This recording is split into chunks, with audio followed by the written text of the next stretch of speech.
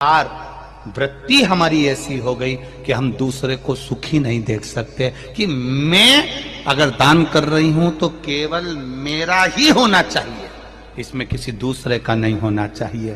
पर शिव महापुराण की कथा कहती है, एक चावल का दाना, मात्र एक धान, एक चावल का दाना जब हम शिव मंदिर में समर्पित करते हैं, दान करते हैं, तो जरा विचार करना पुण्य किस किस को मिलता है।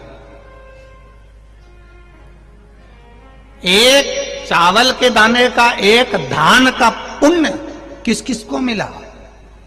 पहला पुण्य मिला माता पृथ्वी को, उससे प्रकट हुई। दूसरा पुण्य मिला एक इल्ली को, जिसने इसका स्पर्श कर कर छोड़ दिया। तीसरा पुण्य मिला एक पक्षी को, जिसने इसका स्पर्श कर कर छोड़ दिया। चौथा पुण्य मिला जिसने इसको उगाया। पांचवा पुण्य मिला जिसने इसको झड़ाया। जिसने उगाया था वो नहीं झड़ा रहा, घर की बेचारी पत्नी झड़ा रही। छठा पुण्य मिला जब ये कहीं मलकर निकाला गया, कहीं मशीन में गया, जिसने निकाला। सातवां पुण्य मिला जब ये निकल कर घर में आया, जिसने संभाल कर रखा। आठवां पुण्य मिला जिसने इसको ले जाकर कहीं छोड़ा, बाजार तक पहुंचा, बाजार से फिर वो निकल कर आया। 10वां पुण्य मिला जिसने शिव जी को इसको चढ़ाया। तब इनके खाते में भी एक चावल के दाने का, एक धान का पुण्य कट कट कर जाता रहा और इतने जीवों का कल्याण कर दिया। एक धान, एक चावल के दाने ने इतने को कल्याण कर दिया। विचार करना, केवल आप अगर भजन कर रहे हो, घर का कोई एक व्यक्ति भजन कर रहा है, घर का एक व्यक्ति अगर दान कर रहा है, घर का एक व्यक्ति अगर जल भी चढ़ा रहा है, घर का एक व्यक्ति भी अगर मंत्र जाप कर रहा है। वैसे तो शिव पुराण कहती है कि घर में 4 लोग हैं तो चारों जल चढ़ाओ, घर में 4 लोग हैं चारों दान करो, घर में 4 लोग हैं चारों भजन करो, घर में 5 लोग हैं 5 भजन करो, घर में जितने सदस्य वो 1 लोटा जल शिव जी को चढ़ाए। शिव पुराण कहती है। पर मान लो किसी कारण से बेटा नहीं गया, बहू नहीं गई, परिवार वाले नहीं गए, कुटुंब वाले नहीं गए, तो शिव महापुराण ने देवराज नाम के ब्राह्मण की कथा का वर्णन किया। देवराज के प्राण छूटे, उस समय पर देवराज के पास में पुण्य नहीं था, सत्कर्म नहीं था। तब देवराज को मालूम पड़ा कि भगवान शंकर के गण मुझे लेने के लिए आए। तो देवराज ने गणों से पूछ लिया, भोलेनाथ जी से पूछ लिया कि मैंने पाप किया, चोरी करी है, छल करा है, बेईमानी करी है, वेश्यावृत्ति मैंने करी है, उसके बाद भी भोलेनाथ जी मुझे लेने क्यों आए हैं? अब भगवान शंकर ने कहा, तेरी बूढ़ी माँ रोज प्रतिदिन शिव मंदिर में जाकर 1 लोटा जल चढ़ाती थी, उसका पुण्य तेरे साथ में आ गया, इसलिए तुझे कैलाश धाम मिल गया। 1 लोटा जल देवराज नाम के ब्राह्मण की माता ने चढ़ाया था, वो 1 लोटा जल काम आया है देवराज के। देवराज करा, मेरे जैसे पापी को आपने तार दिया।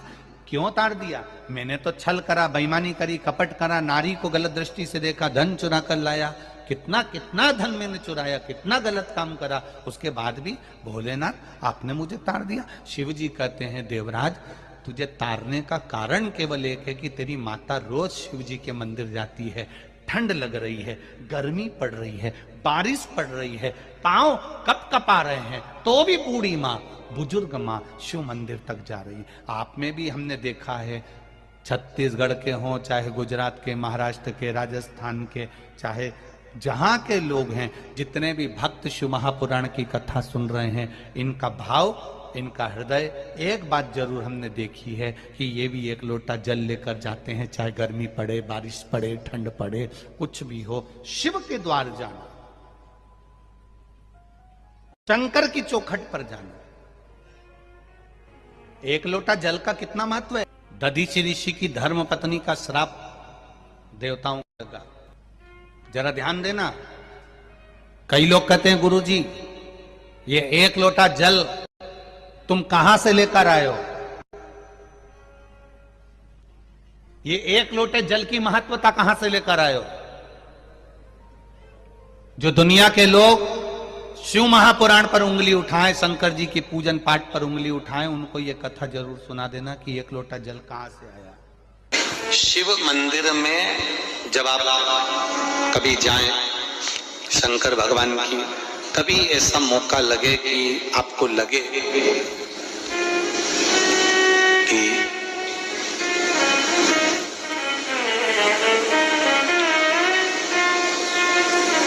कहीं आपका यश कम हो रहा हो,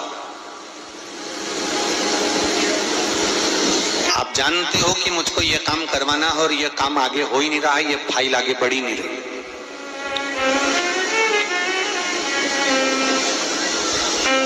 आपको लगे ये फाइल आगे नहीं बढ़ रही, शिव जी पे जो जल चढ़ाओ, उस चढ़े हुए जल को जब आप थोड़ा सा लेकर आते हो, आपको बताया था ना कि खाली लोटा नहीं लाना चाहिए, खाली कलश शंकर जी के मंदिर से वापस नहीं लाना। शंकर भगवान को जल चढ़ाया, चढ़ाने के बाद थोड़ा सा जल हाथ में या कटोरी में या कलश में झेल लिया, भले 2 बूंद लाओ पर अपने घर पर लेकर आओ।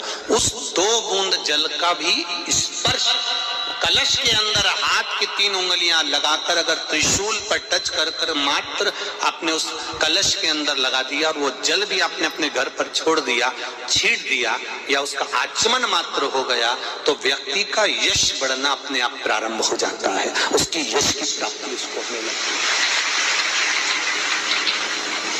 उसको यश की वृद्धि होने लगती, उसको यश की प्राप्ति होने लगती। त्रिशूल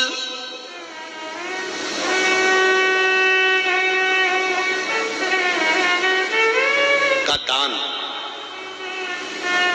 त्रिशूल का स्पर्श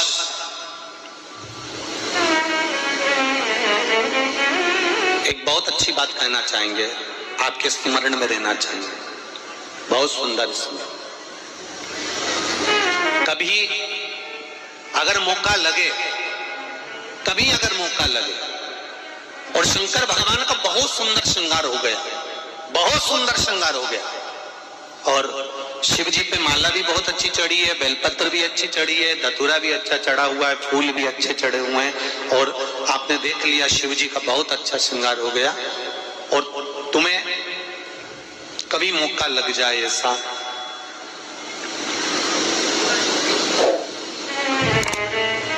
और तुम्हारे पास में एक अच्छी सुंदर सी माला हो पुष्प की, तो आप पुजारी जी को या पंडित जी को कह दो, या पंडित जी मान नहीं हो, शिव जी का अच्छा श्रृंगार हो गया हो, तो वो माला केवल त्रिशूल की, जो त्रिशूल है उस त्रिशूल पर ही उस माला को अगर आपने केवल टांगी दिया तो भी आप उन्नति की सीढ़ी पर आगे बढ़ना प्रारंभ कर देते हैं। पर किस समय पर? जब भगवान का पूर्ण श्रृंगार हुआ, पूर्ण श्रृंगार शिव जी का हो गया और माला तुम्हारे हाथ में है और तुमने देखा भगवान का श्रृंगार हो गया, अब शिव जी पे अगर माला चढ़ाऊंगा और श्रृंगार गिर जाएगा तो उस माला को आप अपने यश प्राप्ति के लिए, अपने आनंद के लिए, अपनी उन्नति के लिए आप उसको त्रिशूल पर चढ़ा सकते हैं। हम कई बार एक बात बहुत अच्छे से आपको वर्णन किए हैं कि शिवालय में जो दीप लगाकर चले जाते हैं, दिया रखकर चले जाते हैं, वो दिया ठंडा हो जाता है, जब वो दिया समाप्त हो जाए, ठंडा हो जाए, बुझ जाए, ठंडा हो जाए, वो दिया पड़ा रहता है। दियों को उठाकर एक जगह पर ले जाकर एकत्रित कर कर बाहर जहां जगह होती हो, डलिया में, खोखे में, वहां रखो। उनको उठाकर एक जगह पर ले जाकर रख देने से जीवन में कभी विपदा की अगर घड़ी आती है, विपदा की घड़ी से मतलब होता है कोई बड़ा रोग आ गया, कोई एक्सीडेंट हो गया, उस एक्सीडेंट के समय पर एम्बुलेंस भी नहीं आई, कोई नहीं आया, आपने भगवान शंकर के सामने से रखे हुए दिए जो ठंडे हो चुके हैं, जले हुए नहीं, जो ठंडे हो गए, दीप में कुछ भी नहीं बचा, वो ठंडे हो गए, उनको उठाकर आपने अगर एक और ले जाकर भी रखा है, अगर कोई आपकी विपदा की घड़ी में खड़ा नहीं होता तो वो दीप जिनको आपने उठाकर एक और ले जाकर रखा है देवाधिदेव महादेव के मंदिर में, महादेव आपको उठाकर ले जाकर कहीं श्रेष्ठ जगह पर जरूर रखते हैं निश्चित।